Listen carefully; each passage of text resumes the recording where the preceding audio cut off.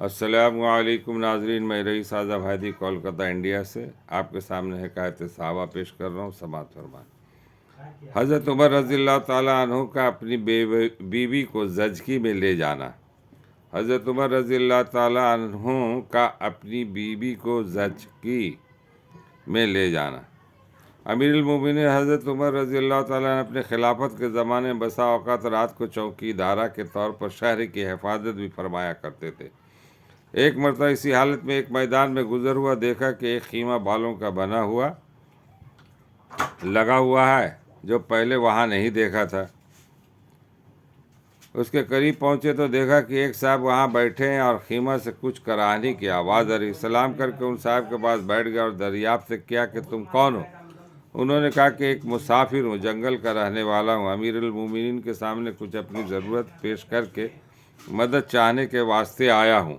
دریافت فرمایا کہ یہ خیمہ میں سے آواز کیسی آ رہی؟ ان صاحب نے کہا کہ میاں جاؤ اپنا کام کرو۔ آپ نے اصرار فرمایا کہ نہیں، بتا دو، کچھ تکلیف کی آواز ہے۔ ان صاحب نے کہا کہ عورت کی ولادت کا وقت قریب ہے، درد ذیل ہو رہا ہے۔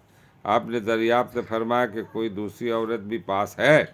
انہوں نے کہا کوئی نہیں۔ آپ وہاں سے اٹھے اور مکان تشریف لے گئے اور اپنی بیوی حضرت ام کلثوم رضی اللہ تعالیٰ عنہا سے فرمایا کہ ایک بڑے ثواب کی چیز مقدر سے تمہارے لیے آئی ہے۔ انہوں نے پوچھا کیا ہے؟ آپ نے فرمایا کہ ایک گاؤں کی رہنے والی بیچاری تنہا ہے، اس کو درد ذیل ہو رہا۔ انہوں نے ارشاد فرمایا کہ ہاں، تمہاری صلاح ہو تو میں تیار ہوں۔ اور کیوں نہ تیار ہوتی کہ یہ بھی آخر حضرت سیدہ فاطمہ رضی اللہ تعالیٰ عنہ کی صاحبزادی تھی۔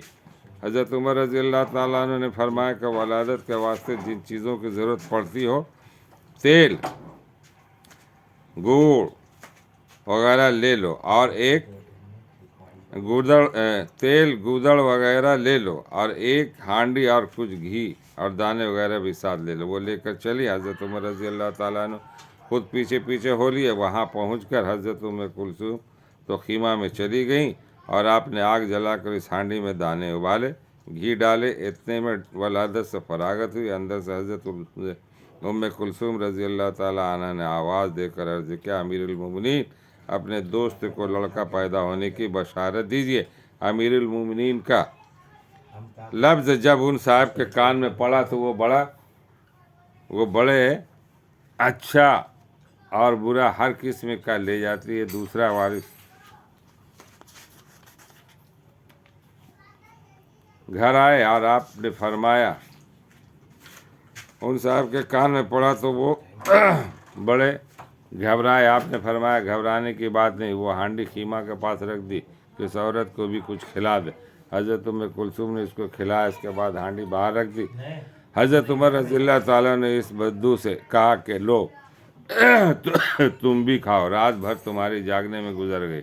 اس کے بعد اہلیہ کو ساتھ لے کر گھر تشریف لائے اور ان صاحب سے فرما دیا کہ کل آنا، تمہارے لیے انتظام کر دیا جائے گا۔ فائدہ: ہمارے زمانے کا کوئی بادشاہ یا رئیس نہیں، کوئی معمولی حیثیت کا مالدار بھی ایسا ہے جو غریب کی ضرورت میں مسافر کی مدد کے واسطے اس طرح بیوی کو رات کو جنگل میں لے جا اور خود اپنے آپ چولہا دھو کر پکائے۔ مالدار کو چھوڑیے، کوئی دیندار بھی ایسا کرتا ہے؟ سوچنا چاہیے کہ جن کے نام لیوا ہیں اور ان جیسی برکات کے ہر بات میں امید رکھتے ہیں، کوئی کام بھی ہم ان جیسا کر لیتے ہیں۔ اللہ تعالی ہم لوگوں کو سمجھ اور فہم دے اور عمل کرنے کی توفیق دے۔ ایک بادشاہ وقت کا یہ مزاج اپنے رعایا کے ساتھ خبر گیری لینا اور جانا اور ان کی مصیبتوں میں کام آنا، اور آج کہ ہمارے وزیر اور وزراء کا حال یہ ہے کہ بس سب کچھ اپنا ہی ہونا چاہیے، چاہے جو بھی جس حال میں رہے، جس طرح سے رہے۔ اللہ تعالی ہم لوگوں کو پڑھنے اور سننے سے زیادہ عمل کرنے کی توفیق عطا فرمائے۔ وما علینا الا البلاغ۔